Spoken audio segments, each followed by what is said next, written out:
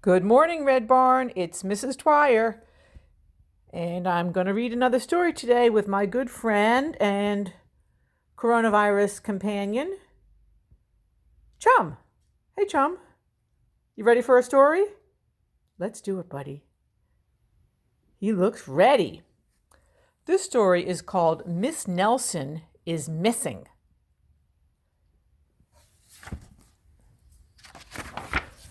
Miss Nelson is Missing. Ray Allard, James Marshall.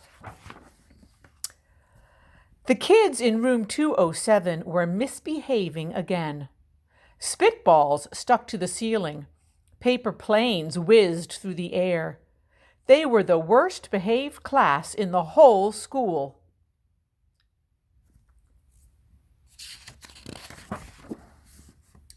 "Now settle down," said Miss Nelson in a sweet voice.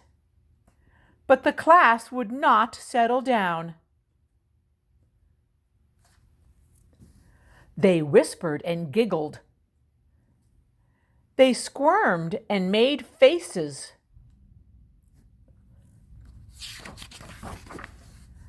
They were even rude during story hour.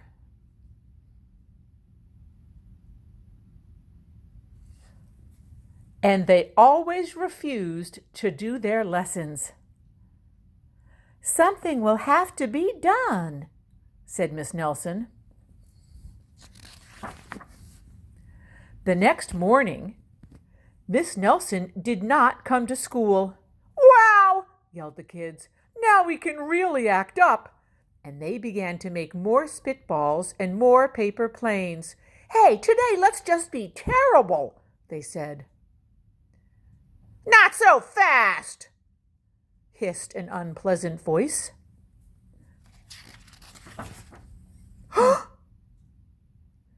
A woman in an ugly black dress stood before them. "I'm your new teacher. My name is Miss Viola Swamp." And she hit the desk with a ruler. Where's Miss Nelson?" asked the kids. "Never mind that," snapped Miss Swamp. "Open those arithmetic books right now. Let's get to work." Miss Nelson's kids did what they were told.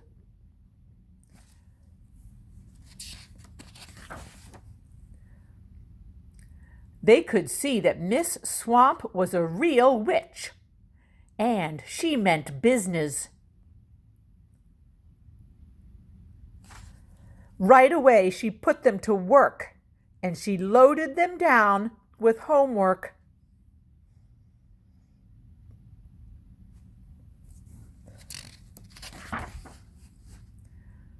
"We'll have no story hour today," said Miss Swamp. "And keep your mouths shut," said Miss Swamp. "Sit perfectly still," said Miss Swamp. "And if you misbehave, you'll be sorry," said Miss Swamp.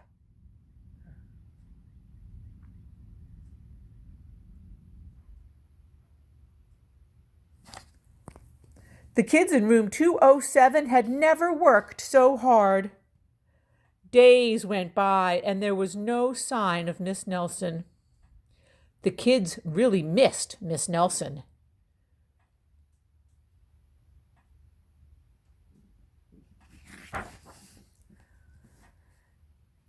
"Maybe we should try to find her," they said. Some of them went to the police.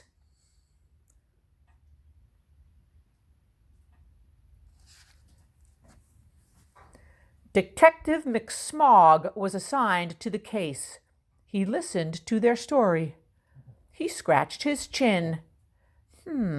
He said. He said. "I think Miss Nelson is missing." Detective McSmog would not be much help.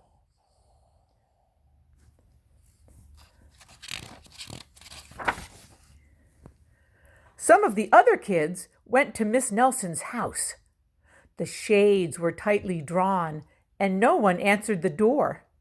In fact, the only person they did see was the wicked Miss Viola Swamp, and she was coming up the street.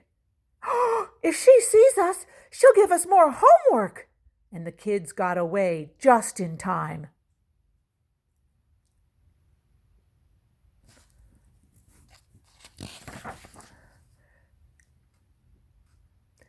Maybe something terrible happened to Miss Nelson, they thought.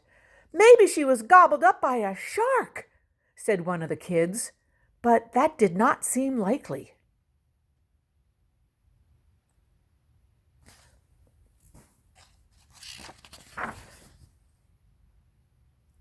Maybe Miss Nelson went to Mars, said another kid, but that didn't seem likely either.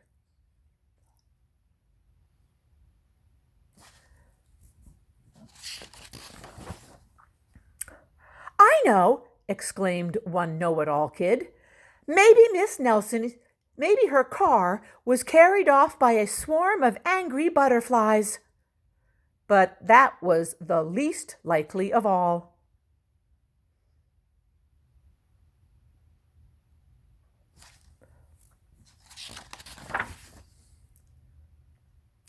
The kids in room 207 became very discouraged.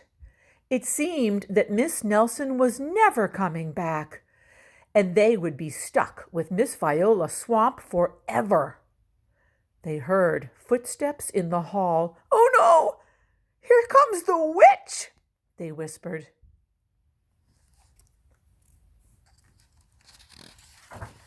"Hello, children." It was Miss Nelson. "Did you miss me?" she asked. "We certainly did," cried the kids. "Where were you?" "Well, that's my little secret." "How about a story hour?" "Oh, yes," cried the kids. Miss Nelson noticed that during story hour, no one was rude, no one was silly.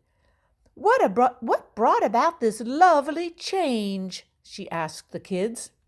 "Well, that's our little secret," they said.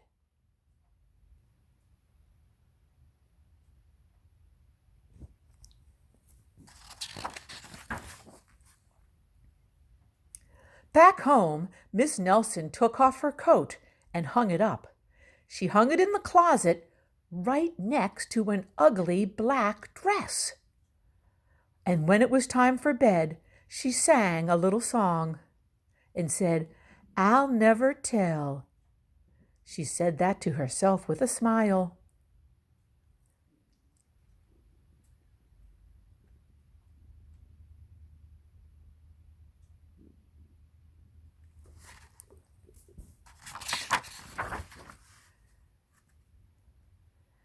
And P.S. Detective McSmog is working on a new case. Now he's looking for Miss Viola Swamp.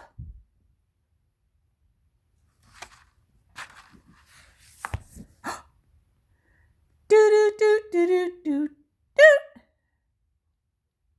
Have a great day, Red Barn friends. Remember to wash your hands, use your cough catcher, take care of each other, and remember, we love you. Bye.